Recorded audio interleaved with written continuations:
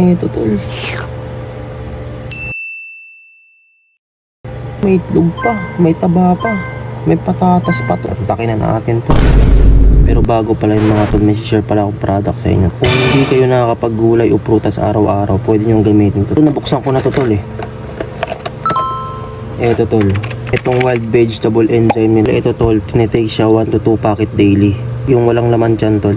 So, tinry ko na to mga siguro 3 beses na. Meron na siyang 2,500 mg of dietary fiber. Tapos to nakapag-improve din siya ng digestion nyo. Meron na rin siyang antioxidant tol. Tapos yun nga, kung hindi kayo mahilig sa vegetable, sa gulay, prutas, ayun pwede itong pamalit nyo tol. Parang gulay tapos prutas lang siya na ginawang powder. Kita nyo ba yun tol?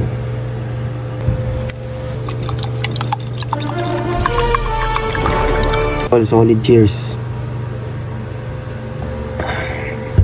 Tara tol. Atak. Tol.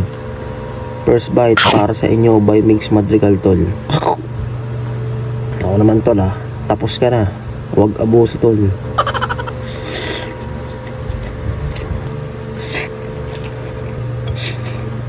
Itlog tol.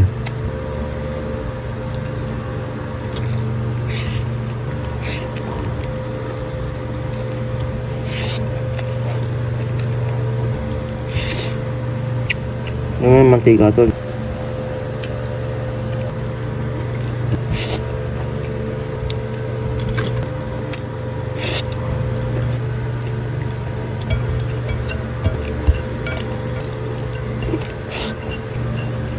Last bite tol.